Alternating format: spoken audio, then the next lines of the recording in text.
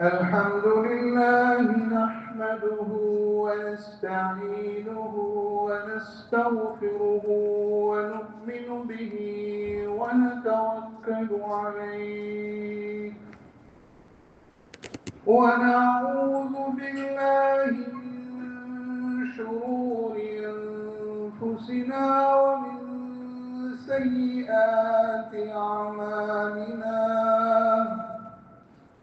من يهده الله فلا مضل له ومن يضلله فلا هادي له ونشهد أن لا إله إلا الله وحده لا شريك له ونشهد أن سيدنا وسندنا ومولانا محمدا عبده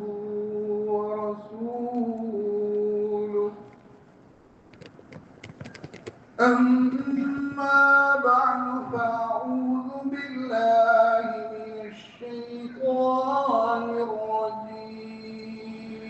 الرجيم بسم الله الرحمن الرحيم ذلك جزيناهم بما كفروا وهل نجازي إلا الكفور وقال تعالى فقالوا ربنا باعد بين أسفارنا وظلموا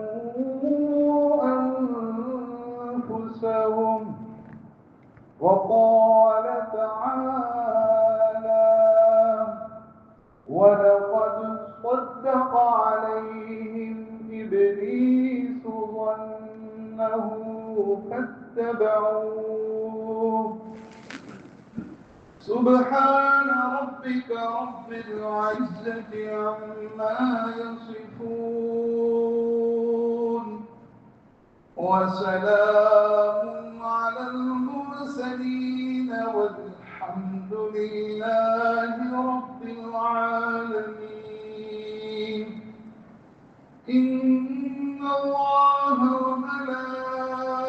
وملائكته يصلون على النبي يا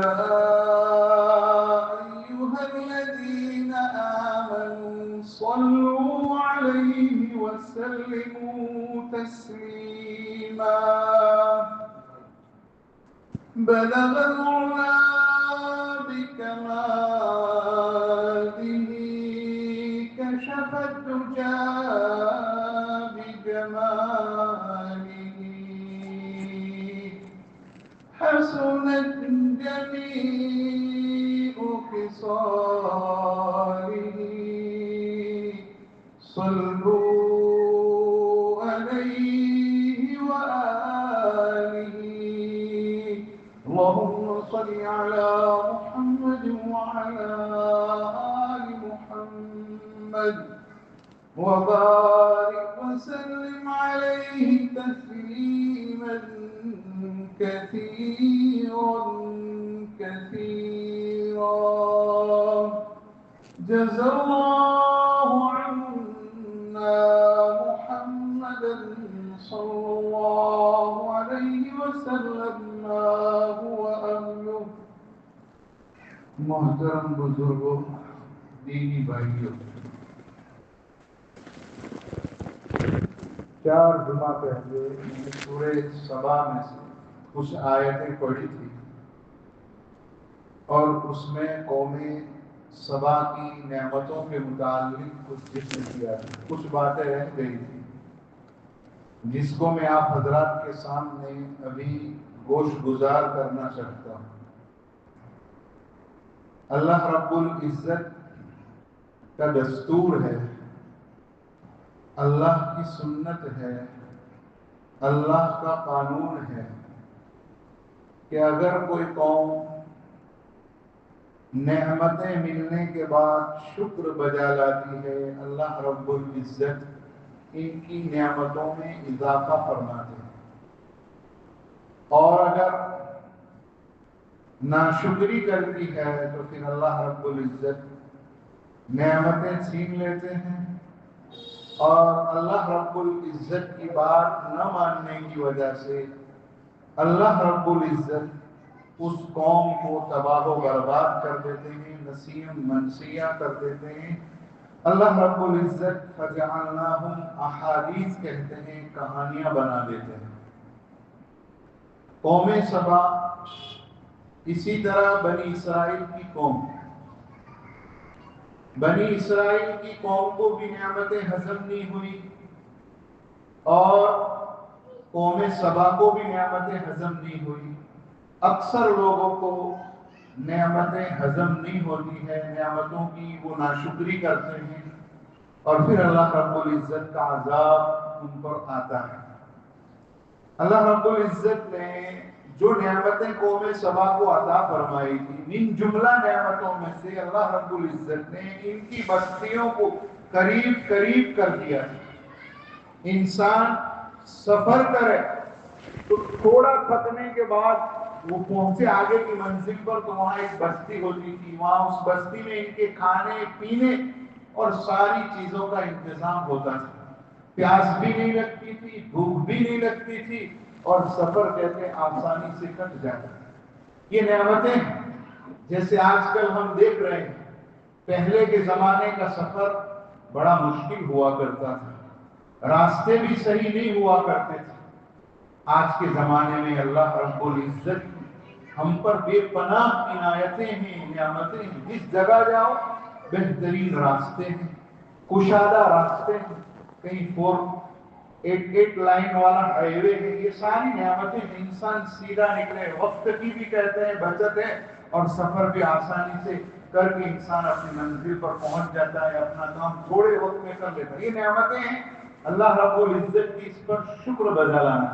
اللہ رب العزت نے اس قوم سبا کو بھی ایک ہائی وے دیا، اس ہائی وے پر سفر کرتے کرتے وہ شہر مقدس ملک شام پہنچ جاتے تھے، لیکن انہوں نے اس کی ناشکری کی اور یہ کہنے لگے کہ یہ تو بستیاں قریب قریب ہے، وہاں پہنچتے ہیں بہترین کھانا مل جاتا ہے۔ وہ سفر ہی کیا سفر ہے جہاں بھوک نہ لگے، تھکان نہ ہو، پیاس نہ لگے۔ یہ کہہ کر کہتے ہیں کہ بہرحال اللہ رب العزت کی بارگاہ میں انہوں نے دعا کر دی، ربنا باعد بین اسفارنا، کہ اللہ ہمارے سفروں میں دوریاں ڈال، کہ اللہ ہمارے سفر کو دور دور کر دے، مشقت ہونا کر۔ یہ نعمتیں تھی، اس نعمت کی ناشکری کر کے اللہ رب العزت نے کہتے ہیں کہ یہ انہوں نے دعا مانگی، تو پھر اللہ رب العزت آگے کہہ رہے ہیں ذالک جزیناہم بما کفروا وہل نجازی الا الکفور۔ یہ ناشکری کی ہے انہوں نے، اور ناشکری کرنے والوں کو ہم پھر سزا دیتے ہیں، سزا دیتے ہیں۔ دنیا میں بھی اللہ کی گرفت آتی ہے اور آخرت میں بھی ہوتی ہے۔ اس قوم سبا کے اندر ایک آدمی تھا، جوتش تھا، نجومی تھا۔ شریعت محمدیہ جب آئی، اس کے بعد جوتش اور علم نجوم جو ہے اس پر مکمل پابندی عائد کر دی گئی، اس کو حرام قرار دیا گیا۔ کیوں؟ اس لیے کہ اس کی بنیاد وہم اور تخمینے پر ہوتی ہے، اور پھر انسان وہمیلا ہو جاتا ہے۔ اس وجہ سے اس شریعت میں یقین والی جو بات ہوتی ہے اسی پر مدار رکھا گیا ہے۔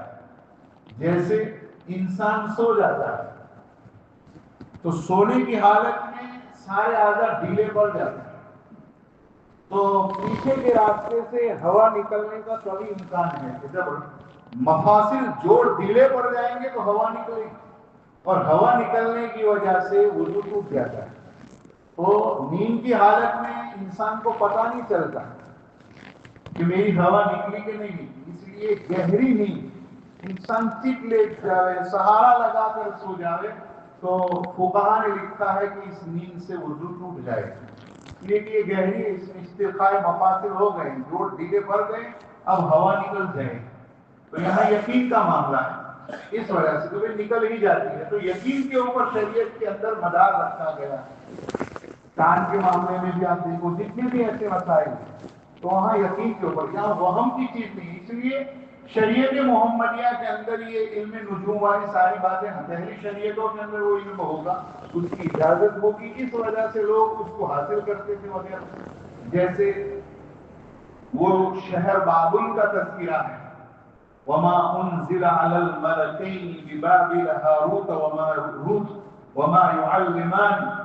لوگ فرشتوں کو اللہ رب العزت کی آزمائش کے لیے اتارا تھا اور وہ جادو سکھلاتے تھے. وہ شہر بابل تھا. میں نے آپ کو پہلے بھی بتایا کہ آج دنیا کے نقشے پر شہر بابل کو ڈھونڈو گے تو نہیں ملے گا. بابل تنبا کو ملتی ہے, باقی بابل شہر نہیں ملتا ہے. آپ ڈھونڈو گے تو کہیں بھی وہ بستی تھی, اس پر عذاب آیا اور اس کو نسیم منسیہ کر دیا گیا. ایسے اس کا تذکرہ قرآن میں تو ملتا ہے, لیکن کہیں صفحہ ہستی پر آپ کو شہر بابل اب نہیں ملے گا. ایسے یہ قوم سبا کی بستیاں بھی ختم کر دی گئی. تو وہ ایک نجومی آدمی تھا, کتابیں بھی بہت پڑھتا تھا. اس نے دیکھا کہ اب اس قوم پر عذاب آنے والا ہے, اس کے پاس بہت پراپرٹی. اب بڑا ہوشیار تھا, اس نے یہ ڈونگ رچا کہ میری پراپرٹی, یہ شہر تو بستی تو ختم ہو جائے گی, برباد ہو جائے گی, لیکن میں اپنی پراپرٹی کی ویلیو بنا لوں, قیمت بنا لوں اور یہاں سے بھی نکل دوں. تو اس نے اپنے بیٹے کو بلایا اور بلا کر اس سے یہ کہا کہ بڑے مجمع کے اندر, سارے بازار کے اندر میں تجھے گالیاں دوں گا. تجھے مجھے بھی کہتے ہیں گالیاں دینی ہے. نہیں, آپ تو باپ ہیں, آپ جتنی بھی گالیاں دیں میں سنوں گا. نہیں, میں کہتا ہوں کہ مجھے جواب میں گالیاں بھی دینی ہے. میں تجھے ماروں, تجھے مجھے بھی کہتے ہیں چہرے کے اوپر زور سے تماچا بھی مارنا ہے لوگوں کے سامنے. اس نے کہتے ہیں یہ ڈھونگ رچا. اب سارے دونوں سرے عام بازار میں آئے, گالم گلوچ کرنے لگے ایک دوسرے کو. وہ اس کو گالی دیتا, وہ اس کو. باپ نے کہا, بیٹے نے باپ پر تماچا مارا اور باپ اور غصے ہو, پھر بیٹے نے بدخون بچہ ہو گیا. تماشا ہو جاتا ہے, لوگ جمع ہو جاتے. لوگ کہنے لگے کیسے باپ بیٹے ہیں, سرے عام لڑ رہے ہیں. تو وہ کہنے لگا کہ یہ شہر کی, اس بستی کی نحوست ہے کہ ایک بیٹا اپنے باپ پر ہاتھ اٹھاتا ہے, غالب غلوچ کرتا ہے, مارتا ہے. مجھے اس شہر میں نہیں رہنا ہے, مجھے اپنی پراپرٹی کہتے ہیں کہ بہرحال بیچ دینی. تو لوگوں نے کہا کہ نہیں آپ رہو, تو نہیں اب مجھے نہیں رہنا ہے, جس کو بھی میری پراپرٹی لینی ہو. تو پھر کہتے ہیں کہ اس نے بھاؤ بڑھایا, بھاؤ بڑھایا, اور بہت ساری کہتے ہیں کہ پیسوں کے اندر, قیمت کے اندر وہ اپنی پراپرٹی فروخت کی. جب پراپرٹی بک گئی تو وہ سب کے سامنے کہنے لگا کہ میں نے ایک ڈھونگ رچا تھا, میں کتابوں کو پڑھتا ہوں, ان کتابوں کے اندر ہے کہ یہ بستی اب کہتے ہیں کہ تباہ ہو جائے گی, اللہ کا عذاب آئے. مجھے کہتے ہیں کہ اپنی پراپرٹی کی ویلیو بنا کر قیمت بنانی تھی, میں تو اب شہر چھوڑ کے چلا جاؤں. اب تمہیں کہتے ہیں عذاب سے بچنا ہو تو اس شہر سے بھاگ نکلو, یا پھر کہتے ہیں کہ اللہ کے عذاب میں پکڑنا جانا ہے تو پھر اس شہر اور بستی کے اندر رہنا. یہ کہہ کر کہتے ہیں اس نجومی نے اپنی پراپرٹی قیمت بنا کر, بہت پیسے کما کر, یہ ڈھونگ رچا کر وہ شہر اور بستی کہتے ہیں چھوڑ. کتابوں میں لکھا تھا, تورات وغیرہ کے اندر اور تفاسیر کی کتابوں میں بھی. پھر وہ اس قوم کے اوپر اللہ رب العزت کا عذاب ہے, اس لیے کہ انہوں نے خود مانگا تھا ربنا باعث بین اسفارنا وظلموا انفسهم فجعلناهم احاديث ومسخناهم كل ممزق. ہم نے ان کو کہانی بنا دیا اور پھر ان کے ٹکڑے کر دیے. کوئی یمن گیا, کوئی دوسرے شہر, دوسرے ملک کے اندر چلا گیا, جو وہاں بچے ہزاروں لاکھوں آدمی وہ سیلاب کی زد ہو گئے. ان کی جانیں, ان کے اموال, ان کی جتنی بھی چیزیں تھی, مویشی وغیرہ, باغات وغیرہ, سب ختم ہو گئے. اب انسان کی ایک فطرت ہے, ایک عادت ہے, گناہ میں کرتا ہوں اور ڈالتا ہوں کسی اور کے سر پر. گناہ میں کرتا ہوں اور کہتا ہوں شیطان میں کہتے ہیں کہ میں بہرحال یہ کیا ہے، شیطان نہ ہوتا تو میں یہ نہ کرتا۔ نماز نہیں پڑھتے صبح میں، فجر میں میٹھی نیند، لحاظ کہتے ہیں کہ بہرحال ہٹانا بھاری لگتا ہے، کہتا ہے شیطان نے اٹھنے نہیں دیا۔ اللہ رب العزت نے، میں نے جو دوسری آیت پڑھی ہے اس میں شیطان کی طاقت کتنی ہے، شیطان کا زور کتنا چلتا ہے، اس کو کہتے ہیں کہ اللہ رب العزت نے بیان فرمایا ہے وَلَقَدْ صَدَّقَ عَلَيْهِمْ إِبْلِيسُ ظَنَّهُ فَاتَّبَعُوهُ۔ ہم یاد کریں حضرت آدم علیہ السلام کے قصے، جب حضرت آدم علیہ السلام کے پتلے کو اللہ رب العزت نے ابھی بنایا تھا، روح نہیں پھوٹی، شیطان کہتے اس پتلے کو دیکھنے گیا، ٹٹولنے گیا، کیونکہ چرچا تو ہو گیا تھا، فرشتوں سے کہا تھا میں ایسی مخلوق پیدا کرنے والا ہوں، اور سب سے کہا تھا کہتے کہ اس کو سجدہ کرنا ہے، اور اس طریقے سے اللہ رب العزت حضرت انسان کے خلیفہ ہونے کو، ڈیپوٹیشن، اللہ کا نائب ہے انسان، تو اس کو اللہ رب العزت بتلانے والے تھے، تو شیطان دیکھنے گیا کہ یہ کیسی مخلوق ہے، مٹی سے، پانی سے، ہوا سے بنائی گئی، ٹٹولا اس نے، ابھی روح نہیں ڈالی گئی، یہ ایسی مخلوق ہے کہ اس کے دلوں میں خیال ڈالوں گا، وسوسہ ڈالوں گا تو وہ میرے وسوسے میں آ جائے گی، بہکاوے میں آ جائے گی۔ یہ تخمینہ اس نے لگایا تھا اس وقت، اللہ رب العزت اس آیت کریمہ میں اسی کو بیان فرما رہے ہیں وَلَقَدْ صَدَّقَ عَلَيْهِمْ إِبْلِيسُ ظَنَّهُ۔ ان انسانوں کو، حضرت آدم کو، ان کے باپ کو، جد امجد کو جب ہم نے پیدا کیا تھا، اور ابلیس نے جو ایک تخمینہ لگایا تھا کہ اس کے دلوں میں وسوسہ ڈالوں گا اور پھر وہ میرے بہکاوے میں آ جائے گا، اللہ کی نافرمانی کرے گا، جہنم کا مستحق ٹھہرے گا۔ تو اللہ رب العزت کے شیطان کو طاقت اللہ نے اتنی دی ہے کہ وہ صرف تمہارے دلوں میں وسوسہ ڈال سکتا ہے، اس سے زیادہ اس کی کوئی طاقت نہیں۔ لیکن ان قوم سبا میں کہتے ہیں کہ ان کے اس تخمینے کو قوم کے بہکاوے میں آ گئے، اللہ کی نعمتوں کی ناشکری کی، پھر اللہ کی گرفت ہوئی، اللہ کا عذاب آیا، ان کی بستیاں کہتے ہیں تہس نہس ہو گئی، ویران ہو گئی، سب ختم ہو گئی۔ وَجَعَلْنَاهُمْ أَحَادِيثَ، اللہ کہتے ہیں کہ ہم نے ان کو قصے کہانیاں بنا دی اور ٹکڑے ٹکڑے کر دیے۔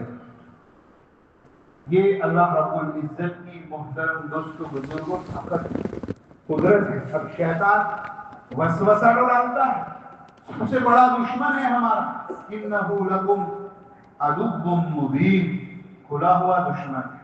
اللہ رب العزت نے صرف اتنا کہہ کر نہیں چھوڑ دیا کہ تمہارا کھلا دشمن، ساری رہنمائی کی ہے، یہ دشمن ہے، اس کی ایک ایک سال سے کہتے ہیں واقف ہو جائے، وہ مولوی کے پاس مولوی بن کر آئے گا، دلائل سے اس کو سمجھائے گا، مولوی کا بھی مولوی بنے گا، علم اس کے پاس بھی عابد تھا، عالم تھا، لیکن عارف نہیں تھا، اللہ کو نہیں پہچانا، یعنی کہ حکم نہیں دیکھا اس نے کہ کس کا، یہ دیکھا کہ مجھے آگ سے پیدا کیا گیا، اس کو مٹی سے پیدا کیا گیا، آگ اوپر ہوتی ہے، مٹی نیچے ہوتی ہے، ہونا تو یہ چاہیے تھا کہ آدم مجھے سجدہ کرتے، سارے فرشتے مجھے سجدہ کرتے، اللہ کو یہ حکم دینا چاہیے تھا۔ وہ کہتے ہیں کہ یہ لاجک سمجھانے لگا اور سوچنے لگا، حکم نہیں دیکھا، اس لیے وہ عارف نہیں تھا، حکم دیکھتا کبھی میرے اللہ کا حکم ہے، جیسے ہمیں ساری عبادتوں میں یہی دیکھنا ہے، حج ہو، قربانی ہو، نماز ہو، تو وہ اتنی ٹھنڈی میں اتنا ٹھنڈا پانی استعمال کر کے اتنی میٹھی نیند چھوڑ کر، یہ اللہ کا حکم ہے، سمجھ میں آ رہا ہے نا؟ سائنس ریسرچ کرتا ہے اور ریسرچ کر کے وہ اس نتیجے پر پہنچا کہ جو آدمی تہجد کے وقت اٹھ جاتا ہے، فجر کے وقت اٹھ جاتا ہے، وہ اٹیک کے حادثے سے بچ جاتا ہے، اس لیے کہ لمبی اور گہری نیند اس میں اٹیک آنے کا زیادہ ہے۔ جو فجر پڑتا ہے اور جتنی حفاظت کی دعائیں ہیں آپ صلی اللہ علیہ وسلم کی سکھلائی ہوئی، اور جتنے اذکار ہے فجر کے پابندی کرتا ہے، تو پھر ایسی اچانک کی مصیبتوں سے، حادثے سے، بیماریوں سے، ایکسیڈنٹ سے محفوظ رہتا ہے۔ تو ریسرچ کرتا ہے سائنس کہ بھئی اسلام نے یہ نماز کا حکم فجر کے وقت کیوں دیا، 8 بجے بھی دے سکتے، 9 بجے بھی دے سکتے، 10 بجے بھی دے سکتے، فرق یہی ہے۔ اس کے بعد इशराक की नमाज भी है, आपको बतलाया चाश की नमाज भी है 10 बजे के बाद। हदीस में आता है जो चाश की नमाज पढ़ता है मुफलिस ही उसके घर में नहीं आता।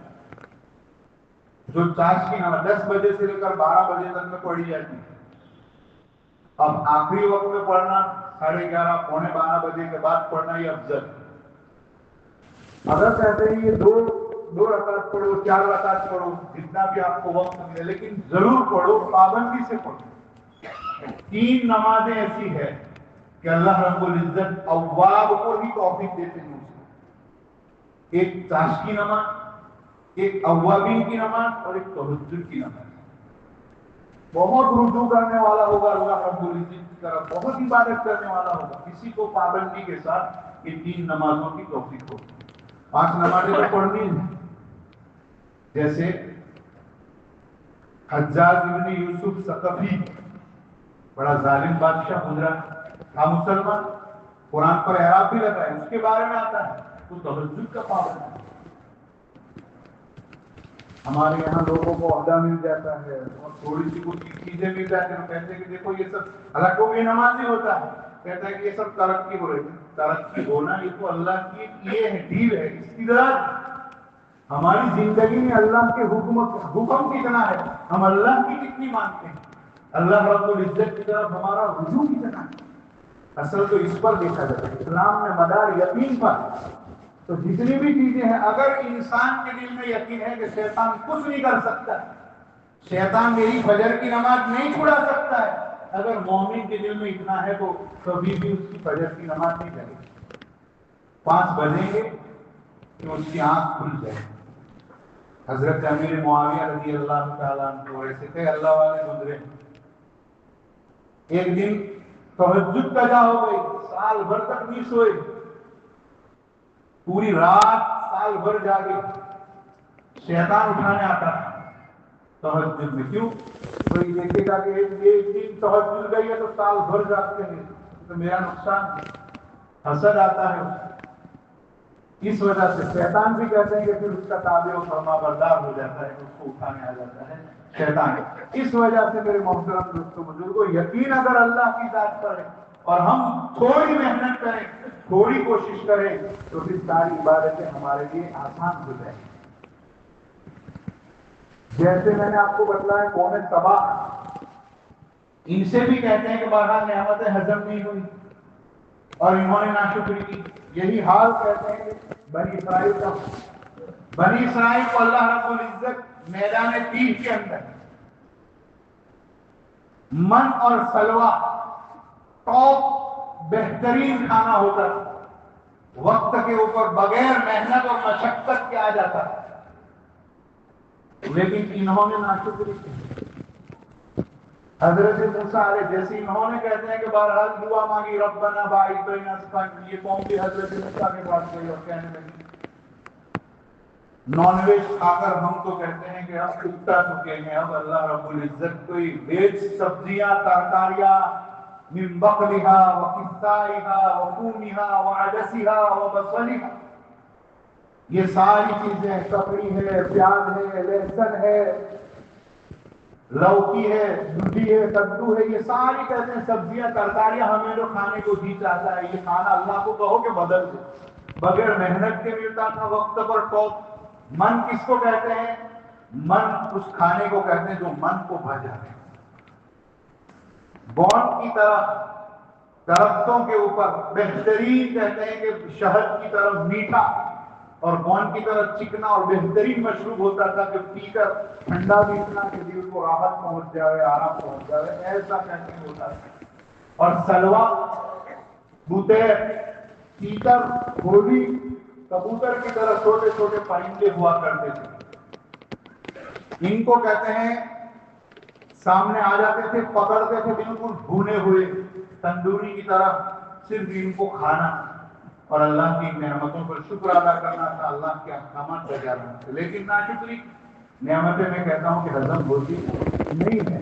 इसीलिए तो अल्लाह रब्बुल इज्जत ने कारून का किस्सा भी बयान फरमा है सूरह क़सस के अंदर, इन्न कारून कान मिन कौम मूसा फबगा अलैहि, وَآتَيْنَاهُ مِنَ الْكُنُوزِ مَا إِنَّ مَفَاتِحَهُ لَتَنُوءُ بِالْعُصْبَةِ أُولِي الْقُوَّةِ إِذْ قَالَ لَهُ قَوْمُهُ لَا تَفْرَحْ إِنَّ اللَّهَ لَا يُحِبُّ الْفَرِحِينَ۔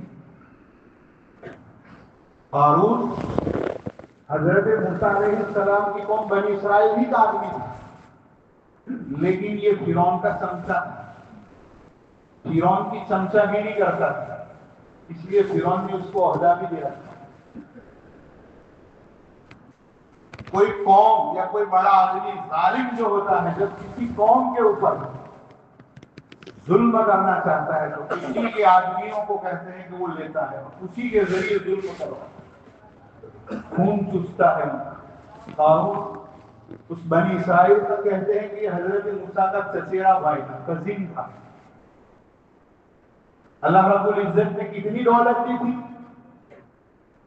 روایتوں میں آتا ہے کہ حضرت یوسف علیہ السلام کا خزانہ اس کو مل گیا تھا، یا یہ قارون تورات کا بہت بڑا عالم تھا، حضرت موسیٰ سے سیکھی تھی، پڑھی تھی، بہترین قاری بھی تھا تورات کا، تو اسم اعظم جانتا تھا، اور اس اسم اعظم کے ذریعے سے اس نے دعا کی تھی اور اس کو یہ خزانہ ہاتھ لگ گیا۔ یا کہتے ہیں کہ حضرت موسیٰ علیہ السلام کو اللہ رب العزت نے علم کیمیا، کیمسٹری کا علم دیا، اور حضرت موسیٰ علیہ السلام نے کیمسٹری کا علم 3 آدمیوں کو سکھلایا۔ 1/3 ایک تہائی قاری ابن یوکنا کو، اور 1/3 حضرت یوشع ابن نون کو علیہ السلام، اور 1/3 قارون کو سکھلایا۔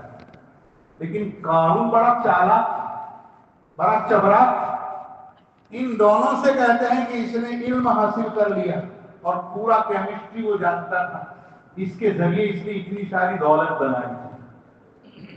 کتنی دولت تھی؟ قرآن کہتا ہے ان مفاتحہ، اس کے خزانے کی چابیاں تو دیکھتے ہیں چھوٹی چھوٹی ہوتی ہے، ہلکی سی ہوتی ہے، بہت بڑی تجوری ہوتی ہے، لاکھوں ٹن سونا ہوتا ہے، لیکن چابی اور قفل اتنا ہوتا ہے، چھوٹی سی چابی ہوتی ہے۔ تو اس قارون کے خزانے کی چابیاں کتنی بڑی تھی؟ ایک طاقتور باڈی بلڈر جماعت اس کو اٹھا نہیں سکتی تھی، وہ بھی تھک جاتی تھی۔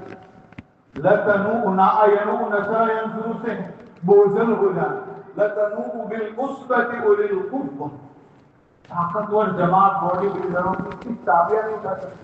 کتنے خزانے کہتے ہیں اللہ رب العزت نے اس کو دیے تھے، لیکن جب نعمتیں ملتی ہے تو پھر قرآن کہتا ہے اترانا اس کے اندر فطرت ہے، اس کی آ جاتی ہے، لوگوں کو ستاتا ہے، یہ ساری چیزیں اس میں آ جاتی ہیں۔ قانون میں بھی کہتے ہیں کہ یہ چیز تھی۔ حضرت موسیٰ علیہ السلام کی دعا کی وجہ سے جب فرعون ڈوب گیا، جب فرعون کا عہدہ تھا تو یہ خاموش تھا، لیکن جب فرعون ختم ہو گیا، اب حضرت موسیٰ علیہ السلام کا ایک عظیم صاحب دیکھا کہ میری جو کہتے ہیں کہ میرے پاس اتنا خزانہ ہے، اتنی دولت ہے، اب میری کوئی ویلیو نہیں ہے، تو حضرت موسیٰ سے بڑا حسد کرتا تھا اور جلنے لگا تھا۔ لوگوں کو کہتے ہیں کہ اپنے فیور میں کرنے لگا۔ پہلے تو یہ کہتا تھا کہ حضرت اللہ یہ تو ایسے ہی حکم دے رہے ہیں، جب مال کے اوپر کہتے ہیں زکات کا حکم حضرت موسیٰ علیہ السلام نے سنایا کہ اللہ رب العزت نے یہ حکم دیا ہے، تو فرعون قارون لوگوں کو کہنے لگا دیکھو آج تک تو یہ حکم ہے، اللہ کا یہ حکم ہے کہہ رہے تھے، اب تو تمہارے مالوں کے اوپر بھی قبضہ کرنا چاہتا ہے۔ تو اور بھی کہتے ہیں بہت سارے لوگ اس کے فیور میں ہو گئے، قارون کی طرفداری میں ہو گئے، اور اس نے یہ پلاننگ کی کہ ایک عورت کو بلایا جائے اور سرعام بڑے مجمع میں حضرت موسیٰ علیہ السلام کو تبلیغ کے لیے بلایا جائے، اور پھر حضرت موسیٰ علیہ السلام پر زنا کی تہمت لگائی جائے، اور اس طریقے سے حضرت موسیٰ علیہ السلام کی ویلیو کو ختم کر دیا جائے ان کی عزت کو کہتے ہیں. اور میں پھر کہتے ہیں کہ وہ کہتا تھا کہ مجھے میرے پاس اتنا سارا مال ہے, میں فرعون کا بھی اس طریقے سے کہتے ہیں وزیر تھا, تو پیغمبر کو مجھے بنانا چاہیے تھا. حضرت موسیٰ کو کہتے ہیں رسالت اور پیغمبری کیوں دے, یہ لوگوں سے کہہ رہا, یہ حسد تھا. قانون کے مطابق ایک عورت کو بلایا گیا, اس سے کہا گیا تو پہلے پوچھنا زنا کی سزا کیا ہے حضرت موسیٰ علیہ السلام سے. جب حضرت موسیٰ علیہ السلام یہ بیان کرے تو پھر تجھے کہتے ہیں کہ اپنا یہ بیان لوگوں کے سامنے کرنا ہے کہ حضرت موسیٰ علیہ السلام نے نعوذ باللہ میرے ساتھ زنا کیا ہے. جب اس نے یہ جملہ کہا حضرت موسیٰ علیہ السلام اللہ کی بارگاہ میں سجدہ ریز ہو گئے اور دعا کرنے لگے. اب اور پھر اس عورت سے پوچھا کہ بتا, ورنہ اللہ رب العزت کا عذاب کہتے ہیں تجھے پکڑے گا, سچ بتا معاملہ کیا ہے. کہا انہوں نے مجھے اتنے دینار اور درہم دیے, اتنا سونا دیا ہے اور تیار کیا ہے. یہ جب حضرت موسیٰ علیہ السلام وعد و نصیحت کرنے کے لیے آئے تو آپ کو حضرت موسیٰ پر یہ تہمت لگا دی. حضرت موسیٰ علیہ السلام بڑے جلالی تھے. حضرت موسیٰ علیہ السلام کو جلال آیا, اللہ رب العزت کی بارگاہ میں پھر دعا کی. اللہ رب العزت نے کہا موسیٰ زمین تمہارے تابع کر دیتا ہوں, زمین کو جو حکم دو وہ مانے گی. حضرت موسیٰ علیہ السلام بڑے جلال میں تھے, سارے بڑے مجمع انسان کسی پر تہمت لگائے زنا کی اور اس کی عزت وقت وہ اللہ کا نبی بھی ہو, پارسا ہو, پاکباز ہو, غصہ آنا فطری بات ہے. حضرت موسیٰ جلالی تھے, زمین سے کہا اس قارون کو کہتے ہیں کہ پکڑ اور اپنے اندر ڈھسا لے. جب دیکھا پاؤں زمین میں پکڑ لیے تو قارون گر گرا رہا. حضرت موسیٰ علیہ السلام ایک نہیں سنی, کہنے لگا اس کے حوالی وغیرہ حضرت موسیٰ کو اس کے مال سامان پر, زمین جائیداد پر اور اس کے اموال پر قبضہ کرنا ہے. حضرت موسیٰ علیہ السلام نے اللہ سے کہا اس کا سامان بھی لے کے اس کے ساتھ پر رکھ دے.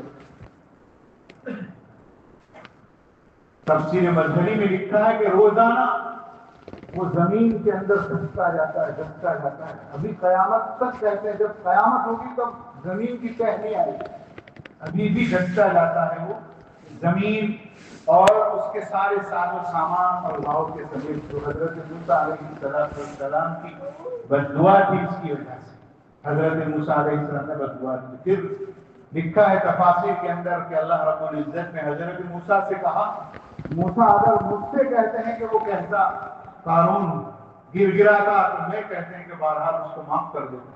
آج کے بعد زمین میں کسی کے حوالے نہیں کروں گا, کسی انسان کے حوالے کہتے زمین نہیں کروں گا. انسان کے تابع فرمان کر دوں کہ زمین تجھے یہ انسان جو بھی حکم دے تو مانگے یہ بندہ جو بھی حکم دے, میں کسی کے بھی حوالے نہیں کروں گا. اللہ رب العزت نے کہا کیوں حضرت موسیٰ علیہ السلام نے قارون کو اس طرح زمین کے اندر دھسایا. قارون کے مال کے بارے میں اللہ رب العزت آگے قوم نے کہا تھا اس قال له قومه لا تفرح ان اللہ لا يحب الفرحین. اللہ کہتے ہیں کہ اترانے والوں کو پسند نہیں فرماتے. جب اللہ رب العزت نے دولت دی ہو, مال دیا ہو, تو پھر اللہ کی رضا میں اس کو خرچ کرنا چاہیے. جہاں کہیں غریب ہے, اپنے خاندان والے ہیں, یتیم ہیں, بیوہ ہے, مسکین ہیں, ان تمام کہتے ہیں مصارف کے اندر خرچ کرنا چاہیے. کل قیامت کے لیے حساب ہوگا. اور حدیث میں آتا ہے اغتنم خمسا قبل خمس شبابک قبل حرمک.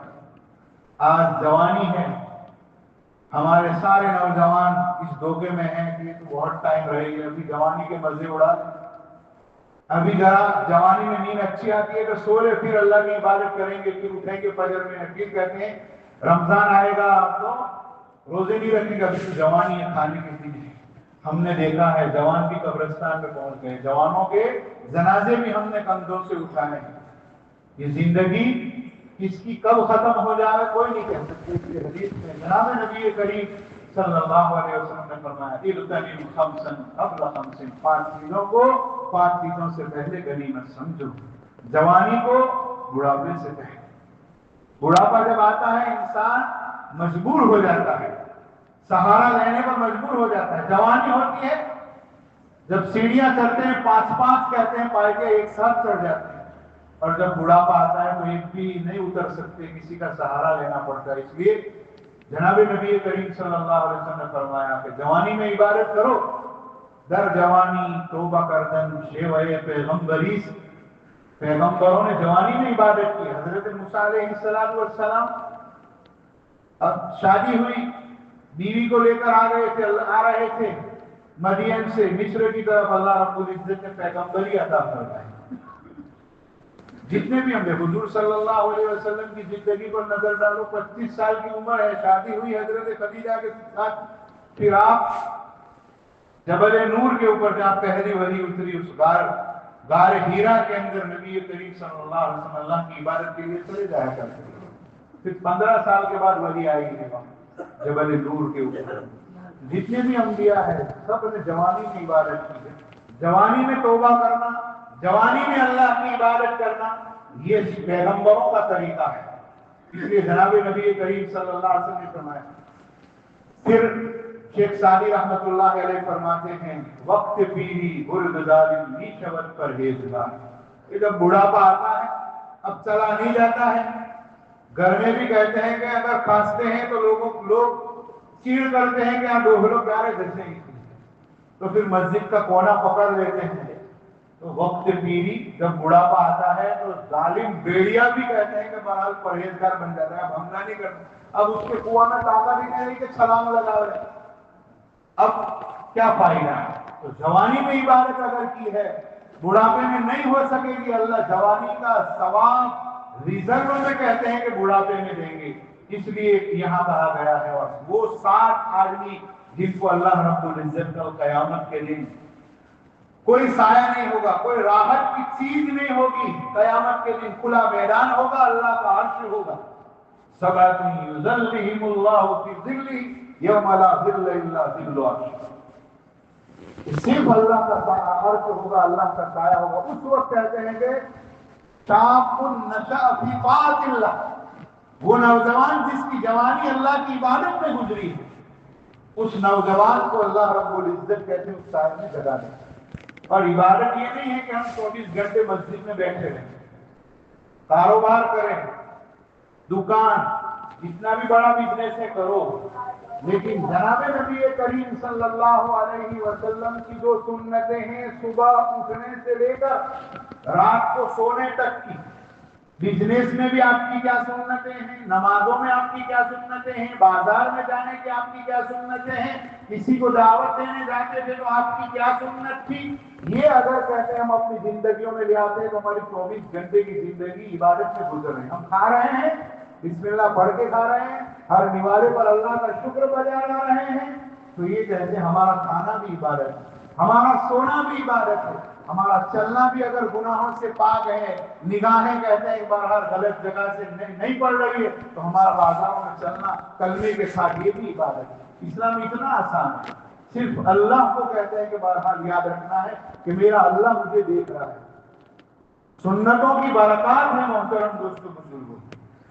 جب تک جناب نبی کریم صلی اللہ علیہ وسلم اس امت میں تھے تو اللہ کا قرآن میں وعدہ ہے وما کان اللہ معذبہم وہم یستغفرون وما کان اللہ معذبہم وانت فیہم. پیارے پیغمبر، جب تک آپ اس امت میں ہیں اللہ کا عذاب نہیں آئے گا.